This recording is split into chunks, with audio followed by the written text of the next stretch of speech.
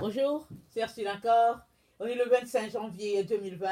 Alors je viens sonner la trompette aujourd'hui encore et je viens vraiment nous encourager à être les personnes qui demeurent dans la présence du Seigneur. Amen. Alors que le Seigneur vraiment, au fait, nous donne d'avoir les yeux grands ouverts. Amen. Alors c'est pas facile, hein? Dans ces temps dans lesquels nous nous trouvons, où à tout moment on est occupé, on doit s'arrêter ou bien sortir de la présence du Seigneur, mais il est très très important de ne pas négliger la présence du Seigneur. Dès qu'on a une minute, il est important de retourner dans la présence du Seigneur. Et évidemment, il est très très important de prévoir un temps, un nombre d'heures dans lequel on va passer dans la présence de Dieu. Ça c'est très important. Sinon, on a toujours quelque chose à faire. Mais si Dieu est ta priorité, tu vas, au fait, toutes les autres choses, pardon, seront secondaires par rapport à Jésus-Christ. Et à partir de là, au fait, l'ennemi ne pourra pas te tirer de ta relation avec le Seigneur. C'est très très important parce que Jésus-Christ vient chercher ceux-là qui sont intimes à lui. C'est pas parce que tu dis que tu es chrétien, c'est pas parce que tu dis que tu parles en langue, c'est pas parce que tu dis que, au fait, tu es baptisé, ça n'a rien à voir. C'est question d'intimité. Si tu as une relation d'intimité avec le Seigneur, alors il te prendra parce qu'il verra de lui en toi. Mais si tu n'as pas une relation d'intimité avec lui, il te dira la même chose qu'il a dit aux Saint Vierges folles. Il a dit retirez-vous de moi. Ou bien il a dit je ne vous connais pas, ou bien je ne vous ai jamais connu. Quelque chose, si j'ai bonne mémoire. Attendez, on va lire ça, ok? C'est très important de ne pas citer la parole comme ça, hein, parce que l'ennemi peut se glisser par une fausseté. Alors, je vais lire rapidement ce que Jésus-Christ a dit aux vierges dites folles. Alors, elle est simple. Il a dit, le verset 12, Matthieu 25, le verset 12, il a dit, mais il répondit, je vous le dis en vérité, je ne vous connais pas. Ah, en tout cas, quelle douche froide. Je n'aimerais pas que tu aies cette douche froide-là. Alors, je n'aimerais pas l'avoir pour moi-même. Alors, je fais tout ce que je peux pour demeurer dans la présence du Seigneur. Avec toutes les occupations que j'ai, je fais tout ce que je peux pour que Jésus soit la priorité des priorités dans ma vie. Jésus, il passe avant tout. Avant mon mari, avant tout. Jésus, c'est number one, comme on dit. Alors, il est donc important que tu t'assures que c'est pareil pour toi. Alors, si Jésus est number one dans ta vie, toutes les autres choses vont s'aligner sur Jésus. Mais si Jésus est juste secondaire, tu vas faire les autres choses et puis tu vas regarder si tu as un peu du temps pour Jésus. Ok? Alors, il est donc important que, au fait, tu bâtisses ta relation d'intimité. Amen. Alors, aujourd'hui, je viens apporter une vidéo sur devenir fou afin d'éviter la séduction. Quel titre, n'est-ce pas? Alors, dans ce monde-là, dès qu'on ne fait pas les choses comme les autres, ils nous traitent de fous, ou bien ils nous traitent de folles. Ils nous traitent des personnes qui hallucinent. Ils nous traitent des personnes qui ont perdu la tête, qui vivent dans un autre monde. Ils nous traitent de tout et de rien. Amen. Il est donc important que tu sois traité de tout et de rien par les gens de ce monde, par tes amis, et de ne pas être traité de fou par Jésus-Christ. Parce que Jésus a dit aux folles, il a dit, je ne vous connais pas. Et il les a appelées folles. Parce qu'elles n'avaient pas un estradule. Elles n'avaient pas le Saint-Esprit en elles. Elles sont parties juste avec leur lampe naturelle, c'est-à-dire que l'esprit que Dieu leur a donné. Mais elles n'ont pas veillé, elles n'ont pas travaillé à transformer leur esprit, de telle sorte que leur esprit soit comme l'esprit de Jésus-Christ. Amen. Parce que la lampe, c'est l'esprit que Dieu nous a donné. La Bible dit que l'esprit de l'homme, c'est le souffle de l'éternel. Dans une autre version, c'est dit l'esprit de l'homme, c'est la lampe de l'éternel. Alors, Dieu a donné à chacun un esprit. Alors, nous sommes tous dotés d'esprit, parce que nous sommes les êtres vivants. Amen.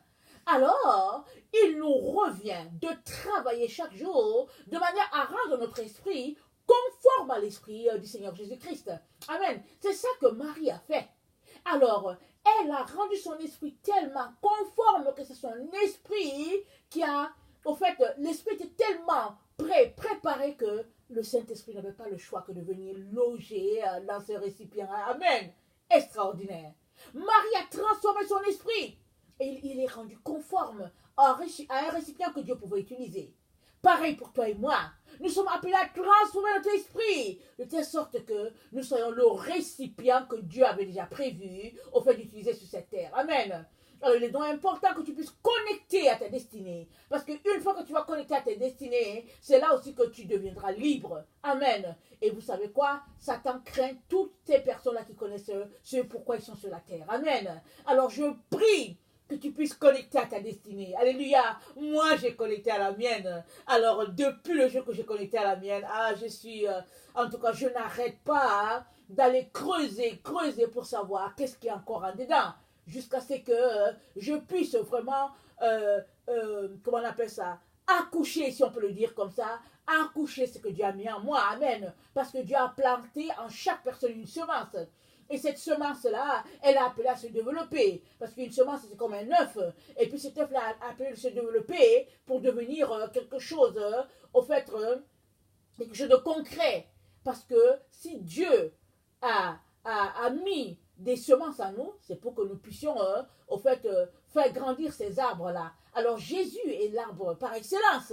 Et Jésus en nous, au fait, est appelé à mûrir, à grandir et à se développer, de sorte que les autres puissent aussi venir, au fait, se réfugier sous cet arbre-là. Alors, une semence de Jésus en toi, elle est différente de celle qu'il m'a donnée.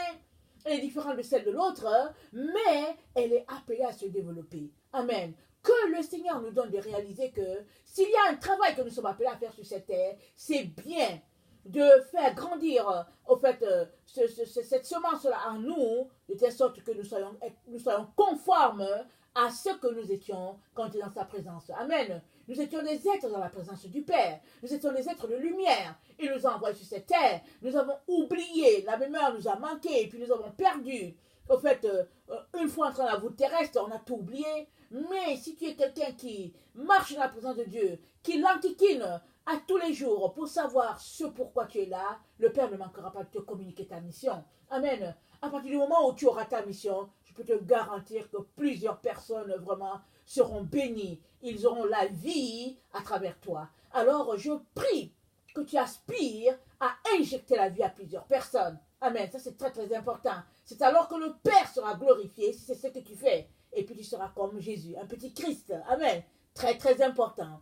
Alors, je viens parler de devenir fou afin d'éviter la séduction dans laquelle nous nous trouvons dans notre monde. Alors, j'aimerais ça qu'on lise Colossiens 3, le verset 1 à 17. Alors, je pense qu'on va lire peut-être dans 3 versions parce qu'il y a quelque chose que j'aimerais enseigner. Amen. Alors, Colossiens 3, le verset 1 à 17, je vais d'abord lire dans la version... attendez, ça c'est une colombe, la version colombe, je vais la lire. Et après, je vais lire dans la version parole de vie, avant de regarder un peu quelques éléments dans la version prophète de Louis II. Amen. Alors, Colossiens 3, verset 1. Mais vous êtes aussi ressuscités avec le Christ. Recherchez donc les réalités d'en haut, là où se trouve le Christ, qui siège à la droite de Dieu. De toute votre pensée, tendez vers les réalités d'en haut, et non vers celles qui appartiennent à la terre. Car vous êtes morts, et votre vie est cachée avec le Christ en Dieu. Le jour où le Christ apparaîtra, lui qui est votre vie, alors vous apparaîtrez, vous aussi avec lui, en partageant sa gloire. Amen. Faites donc mourir tout ce qui est dans votre vie. Faites donc mourir tout ce qui, dans votre vie, appartient à la terre, c'est-à-dire l'inconduite, l'impureté, les passions incontrôlées, les désirs mauvais et la soif de posséder, qui est une idolâtrie. En tout cas, je ne sais pas pour vous, mais plus d'une fois, je suis tombée dans cela. La soif de posséder, qui est une idolâtrie. Ce sont de tels comportements qui attirent la colère de Dieu sur ceux qui refusent de lui obéir. Et vous-même aussi, vous commettiez ces péchés autrefois, lorsqu'il faisait votre vie. Mais à présent, débarrassez-vous de tout cela. Colère, irritation, méchanceté, insulte ou propos grossiers qui sortiraient de votre bouche. Ne vous mentez pas les uns aux autres, car vous vous êtes dépouillés de l'homme que vous étiez autrefois avec tous ses agissements. Et vous êtes revêtus de l'homme nouveau. Celui-ci se renouvelle pour être à l'image de son Créateur, afin de parvenir à la pleine connaissance. Dans cette nouvelle humanité, il n'y a plus de différence entre juifs et non-juifs, entre circoncis et incirconcis, étrangers et barbares, esclaves, hommes libres. Il n'y a plus que le Christ qui est tout en tous. Amen. Ainsi, puisque Dieu vous a choisi pour lui appartenir et qu'il vous aime, revêtez-vous d'ardente bonté et de bienveillance, d'humilité, de douceur, de patience. Supportez-vous les uns les autres, et si l'un de vous a quelque chose à reprocher à un autre, pardonnez-vous mutuellement. Le Seigneur vous a pardonné, vous aussi pardonnez-vous de la même manière. Et par-dessus tout cela, revêtez-vous de l'amour qui est le lien par excellence. Que la paix instaurée par le Christ gouverne vos décisions. Car c'est à cette paix que Dieu vous a appelé pour former un seul corps. Soyez reconnaissants. Amen. Alors, le Seigneur nous appelle à être fous pour ne pas tomber dans la séduction. Parce qu'au fait, vivant dans notre monde, si tu ne fais pas les choses comme les autres, tu seras appelé le fou. Tu seras traité de quelqu'un qui a perdu la raison. Mais c'est à cela que le Seigneur nous appelle. Si nous regardons ce que nous venons de lire, alors je vais m'arrêter un peu sur la version parole de vie, nous allons nous rendre compte que les choses qui nous sont demandées ne sont pas si évidentes que ça. Alors, le verset 5 nous dit, c'est pourquoi faites mourir ce qui en vous appartient à la terre. Par exemple, mener une vie immorale ou impure, désirer des choses honteuses et mauvaises, chercher à avoir tout pour soi, ce qui est une façon d'adorer de faux dieux. Voilà ce qui attire la colère de Dieu sur ceux qui refusent de lui obéir. Autrefois, vous aussi, vous agissez ainsi quand vous viviez de cette manière. Alors, il y a des choses que nous sommes appelés, ou bien dont nous sommes appelés à nous débarrasser. À partir du moment où on suit le Seigneur, ou bien qu'on a choisi de renoncer à notre vie et qu'on a décidé de vivre selon Christ, il y a des choses aussi que nous sommes appelés à abandonner. Tu ne peux pas en même temps dire que tu marchais selon Christ et en même temps garder certains comportements que le Père n'approuve pas. Par exemple, on venait de lire, il dit, il est important de laisser de côté les choses immorales et impures. Maintenant, c'est à ton niveau de voir qu'est-ce qui est immoral, qu'est-ce qui est impur. Parce que c'est aussi à cela que le Père nous a appelés, c'est-à-dire à la sanctification. La Bible dit, recherchez la paix et la sainteté sans laquelle nul ne verra Dieu. Alors le Père nous a appelés à rechercher la paix et la sainteté. C'est-à-dire à laisser tout ce qui est immoral, tout ce qui est impur, tout ce qui est malsain dans notre esprit. Et ça va jusqu'à les choses que nous regardons à la télévision, les films que nous regardons, ça va jusque-là. Parce qu'il ne faut pas penser que, parce que tu as regardé un film en famille, et que même s'il y a des mauvaises scènes dedans, vu que c'est en famille, c'est pas grave. Parce qu'il y a souvent des couples chrétiens qui s'asseyent, qui regardent des choses immorales à la télévision, ou bien qui louent des films et qui regardent des choses immorales, et ils pensent que parce qu'ils sont un couple et qu'ils ont regardé ensemble, c'est pas grave, pensent-ils, mais ça c'est un péché. C'est-à-dire, vous deux, vous êtes accordés pour pécher. Alors, ça c'est vraiment quelque chose de grave. Parce que le péché, c'est souiller ton esprit. Alors, tu peux pécher par la bouche, tu peux pécher aussi par les yeux, n'est-ce pas? Jésus a dit, prends garde. Si la lumière qui est en toi est ténèbres, c'est que c'est grave pour toi. Amen. Parce que souvent, tu peux te dire que oui, je vois, mais en réalité, tu es aveugle. Et Jésus nous a dit dans Jean 9, il a dit aux pharisiens, les pharisiens lui ont dit, mais est-ce que nous aussi nous sommes aveugles? Jésus leur a dit, si vous étiez aveugle, vous verrez. Mais parce que vous dites que vous voyez, c'est pourquoi vous êtes aveugle, c'est pourquoi vous êtes rempli de péché. Alors très souvent, quand on se rend compte qu'on est aveugle, on crie à Dieu. On dit, Seigneur, ouvre-moi les yeux. Viens à mon secours. Enlève les écailles de mes yeux. Parce qu'on se rend compte qu'on est aveugle. Mais quand on pense qu'on voit, alors on ne fait pas ce type de prière-là. On essaie même d'enseigner les autres. On essaie même de leur dire comment se comporter, alors qu'on est soi-même aveugle. Et Jésus dit, si la lumière qui est en toi est ténèbres, alors combien grandes sont tes ténèbres? Parce que la lumière, elle est faite pour t'éclairer.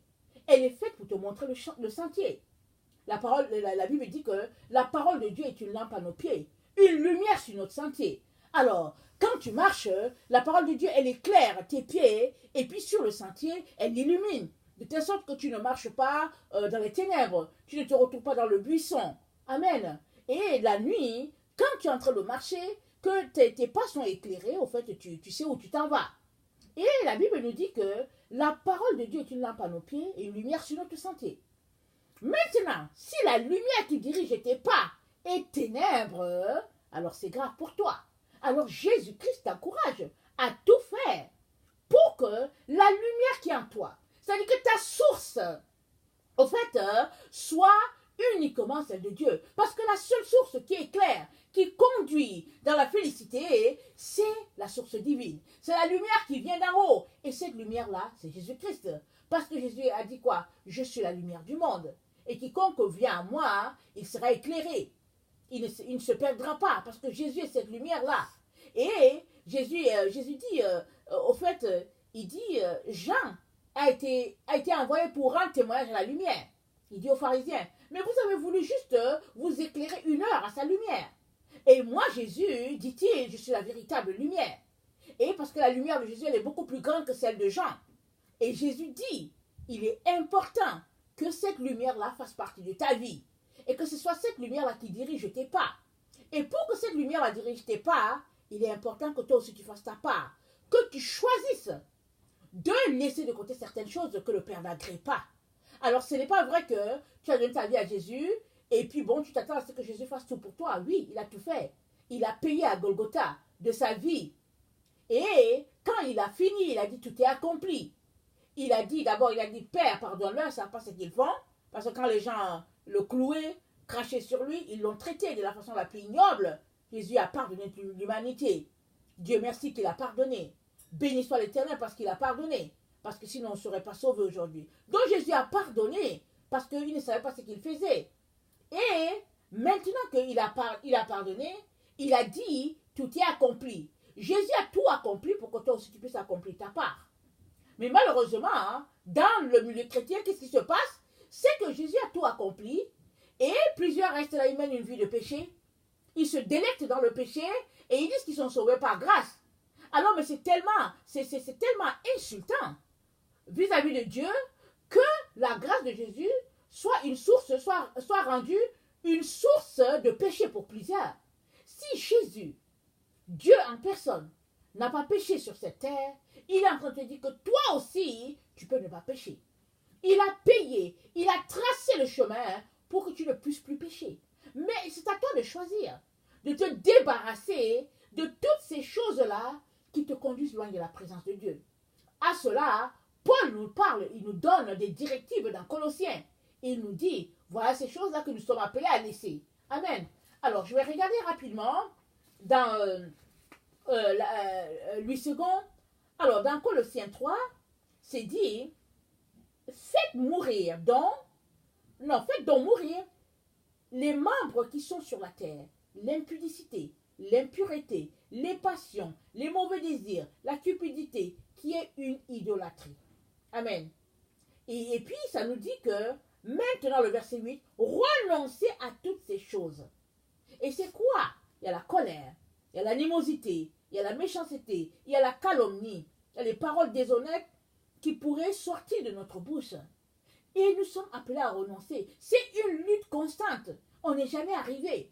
Alors si tu te rends compte que dans ta vie, il y a tel problème, il est important que tu t'arrêtes et que tu cries à Dieu afin qu'il t'aide. Il y a des gens qui passent juste, ils disent qu'ils sont sauvés, que Jésus est dans leur vie, mais ils passent leur temps à insulter les autres. Ils passent leur temps à rabaisser les autres. Ils passent leur temps à diminuer les autres. Tu ne peux pas suivre Jésus-Christ et en même temps rabaisser les autres. C'est pas possible. Et puis, quelques années, au fait, j'évolue. J'avais comme cercle d'amis des personnes qui aimaient beaucoup me mépriser. Alors moi, je ne me rendais pas compte, mais un jour, le Seigneur a ouvert mes yeux. Et le Seigneur m'a dit, quitte-les. Je ne veux plus que tu sois avec eux. Alors, quand le Seigneur parle, il faut toujours obéir. Alors, j'ai d'abord obéi, quoique je ne savais pas très bien l'ampleur de la chose. J'ai obéi, je me suis retirée de tout le monde, et puis les gens me trouvaient bizarre, mais je me suis retirée. Mais une fois que j'ai coupé les ponts avec ces personnes-là, que j'étais plus en relation, le Seigneur m'a dit, maintenant que tu as obéi, je vais te dire pourquoi il est très très important que tu te sépares de ces personnes-là. Le Seigneur m'a dit, toute personne qui te méprise est une barrière sur ton chemin. Elle t'empêche d'atteindre ta montagne. Alors quand une personne te méprise, c'est-à-dire que la personne se croit supérieure à toi, elle est orgueilleuse, et puis toi, tu fais tout pour te hisser au niveau de la personne, tu fais tout pour être ami à la personne, alors que dans le fond, la personne te rabaisse. Et le Seigneur dit, tu n'iras nulle part avec ces gens-là. Sépare-toi d'eux. Et donc, c'est toujours difficile, hein, les séparations. Mais chemin faisant, non seulement je me suis séparée d'un bon groupe de personnes qui, au fait, avaient en eux le mépris des autres, mais la chose la plus extraordinaire, c'est que j'ai pu connecter à ma destinée. Amen. Avant cela, ben, j'étais là, je tournais en cercle. Je n'arrivais jamais à toucher à la chose. Jusqu'à ce que le Seigneur m'a demandé, il m'a pointé les personnes. Et en pointant les personnes, ce n'est pas tant la personne, mais c'est l'esprit en arrière de la personne. Parce que la Bible dit que nous ne combattons pas contre la chair et le sang, mais c'est contre les esprits méchants et les célestes. Amen. On va regarder ça rapidement dans Éphésiens. On va regarder rapidement.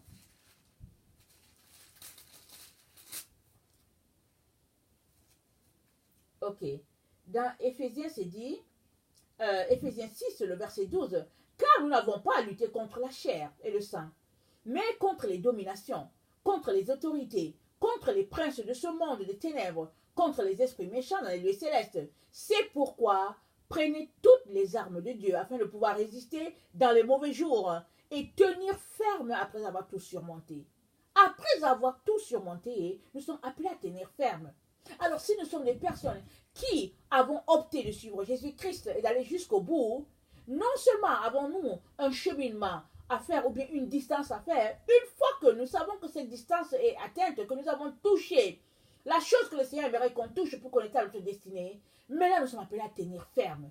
Tenir ferme, c'est de ne plus retomber dans ces choses-là. Mais c'est de travailler de manière à garder ses acquis. Et ça, c'est très très important.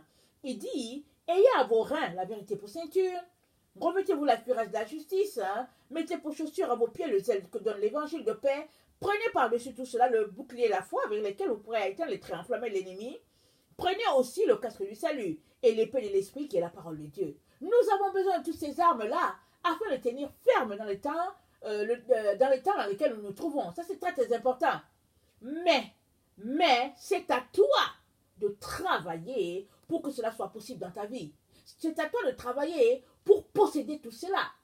Et tu as besoin de renoncer à certaines choses pour arriver au stade où Jésus-Christ aimerait que tu arrives. Parce que ce n'est pas possible d'arriver au sommet de ta montagne si tu ne te débarrasses pas de certaines choses. Souvent, notre chair aime des choses, mais l'esprit ne les aime pas. Et pour que l'esprit soit élevé en toi, l'esprit de Dieu soit élevé en toi ou bien grandisse en toi, tu as besoin de te débarrasser de ce qui est charnel. Parce que la chair et l'esprit, ils sont contraires. Tu ne peux pas en même temps dire oh tu aimes Dieu et puis parler en langue et puis tout ça et en même temps te retrouver te vautrer dans le péché. C'est pas possible. Tu dois choisir. Et le Seigneur nous a appelés à choisir selon la vérité. Parce que vous connaîtrez la vérité, dit la parole de Dieu dans Jean 8, et c'est la vérité qui vous affranchira. Je pense que Jean 8, verset 32, si j'ai bonne mémoire. Alors, pour être affranchi, ce n'est qu'une marche de vérité. Parce que la vérité, c'est elle, la lumière. C'est la lumière de Dieu. Une fois que tu es éclairé, une fois que tu as connaissance de quelque chose, tu quittes le faux et tu es éclairé. Et plus on est éclairé, plus les écailles tombent de nos yeux, plus on devient conforme à l'image que le Seigneur a pour nous. Et c'est un travail constant.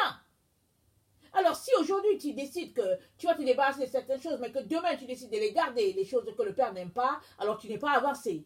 C'est une marche constante, vraiment une marche d'escalier vers le trône. Ça c'est très très important. Amen. Alors, on est déjà rendu presque à 25 minutes et puis bon, j'ai juste fait la moitié de mon message. Alors, béni soit le nom de notre Dieu. Alors, je vais regarder quelque chose. Attendez, on va regarder un verset. Ok. Le verset 14 dit, et par-dessus tout cela, revêtez-vous de l'amour qui est le lien par excellence. L'amour, c'est le lien par excellence. L'amour vis-à-vis de son prochain et l'amour vis-à-vis de Dieu. Amen. Dieu nous dit dans sa parole, comment peux-tu dire que tu aimes Dieu si tu détestes ton frère qui est à côté? Ce n'est pas possible. Alors, pour Dieu, tu l'aimes si tu aimes ton frère qui est à côté. Tu l'aimes si tu es capable vraiment de pouvoir regarder en l'autre l'image de Dieu. Et les pharisiens demandaient à Jésus-Christ qui est notre prochain. Et il a donné l'exemple de la personne qui est partie en voyage et puis comment le Lévite a laissé le malade, comment on appelle ça, comment un pharisien est passé à côté.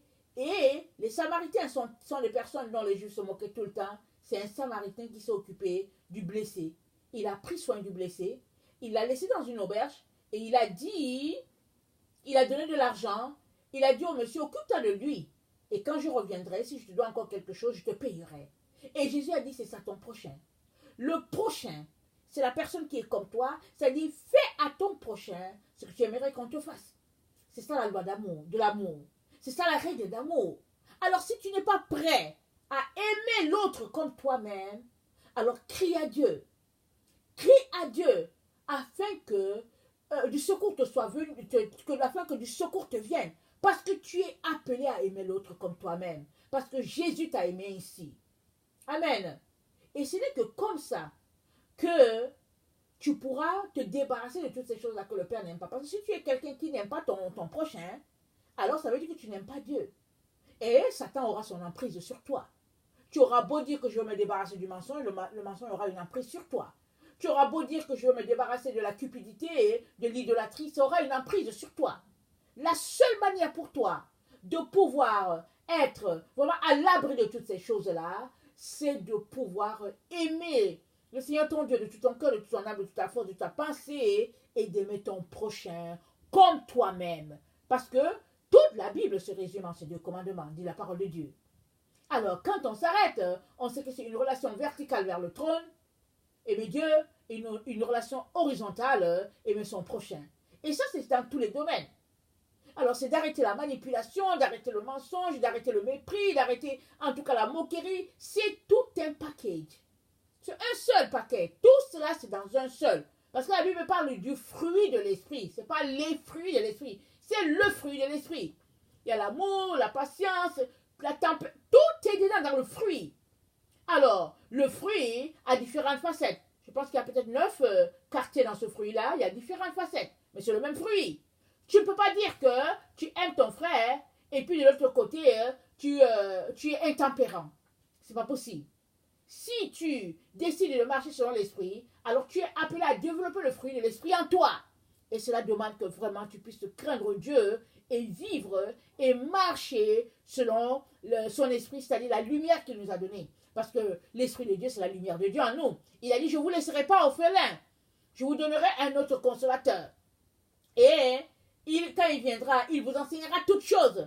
Il prendra de ce qui est à moi et il vous l'enseignera. Alors, si tu as opté pour une vie d'avec Jésus, ça veut dire que tu as opté que le Saint-Esprit soit ton compagnon. Alors, il est donc important que tu te débarrasses de tout ce qui est de l'ennemi. Méchanceté, cupidité, idolâtrie, moquerie, mépris et j'en passe. Amen. Que le Seigneur vraiment nous donne de nous arrêter et de considérer les choses les plus importantes de nos vies. Et de savoir si nous voulons vraiment embarquer avec Jésus-Christ dans sa barque ou pas. Et si nous avons décidé que nous voulons embarquer avec Jésus, alors laissons de côté toutes les autres choses qu'il n'aime pas. Amen. Alors, le verset 8 dit, mais à présent, débarrassez-vous de tout ce qui est colère, irritation, méchanceté, insulte ou propos grossiers qui sortiraient de votre bouche. C'est quand même fort. Souvent, on grandit dans un peuple ou bien on laisse aller, on échappe des mots. Souvent, il faut voir ça avec les jeunes. Ils échappent souvent des mots et puis quand tu les reprends, tu dis, oh non maman, c'est pas grave, au fait, on parle, c'est une façon de parler. Je dis, non, non, non, tu es un enfant de Dieu. tu ne peux pas parler comme les autres. Oh non, maman, c'est par exemple, ils vont dire, oh, c'est malade. Question de dire que c'est vraiment bon. C'est question de dire que vraiment c'est extraordinaire. Ils disent, oh, c'est malade. Mais non, la Bible dit la maladie, ça vient de l'ennemi. La maladie, c'est quelque chose, c'est une souffrance. Donc, tu ne transformes pas quelque chose de mal en bien, mais on est dans l'époque où le bien est appelé mal et le mal est appelé bien. Mais toi qui es enfant de Dieu, est-ce que tu marcheras comme les autres? Non, tu ne peux pas. Parce que tu sais que l'époque dans laquelle nous sommes, c'est l'époque où quand quelqu'un fait du bien, on appelle ça mal. Quand quelqu'un fait du mal, tout le monde applaudit. Mais toi, tu es appelé à te distinguer, à faire la différence. Tu es appelé à être distinct des autres. Et quand on te voit, on voit la lumière de Dieu. Quand on te voit, on voit l'Esprit de Dieu. Et quand on te voit, on voit Jésus en personne. Parce que tu es le reflet de sa gloire. Amen. Il est donc important que tu décides. Et une fois décidé, que tu fasses un programme pour atteindre ce niveau-là. Ça ne se fait pas en un seul jour. OK? Il faut commencer à quelque part. Alors, si tu as commencé à suivre Jésus-Christ, un an après, ta vie devrait être différente. Si, alors que tu as décidé de suivre Jésus, un an après, les gens ne voient pas de différence dans ta vie, pose-toi des questions. Pose-toi des questions. Parce que les gens devraient voir la différence tout de suite. Pourquoi? Parce que la lumière de Jésus, elle émane. Elle émane de toi et puis elle brille. Et puis, quand on allume une lampe à Jésus, on la met pas sur le boisseau. On la met haut de telle sorte qu'elle puisse éclairer tout le monde. Alors ta lumière devrait briller. Amen. Tu es donc appelé à te débarrasser de certaines choses pour que ta lumière brille. Tant pis pour ceux qui te traitent de fou ou de folle. Jésus ne te traitera pas de folle. Il ne te traitera pas de vierge folle ou bien de vierge fou. Non. Il t'appellera béni. Il t'appellera sage. Parce que justement, tu as décidé de te débarrasser de tout ce que le Père n'aime pas. Et tu as décidé de revêtir ton habit céleste. Amen. Que le Seigneur bénisse sa parole et qu'il nous donne de pouvoir grimper nos montagnes à tous les jours. Voilà, je vous aime beaucoup et Dieu davantage. Soyez bénis. Merci.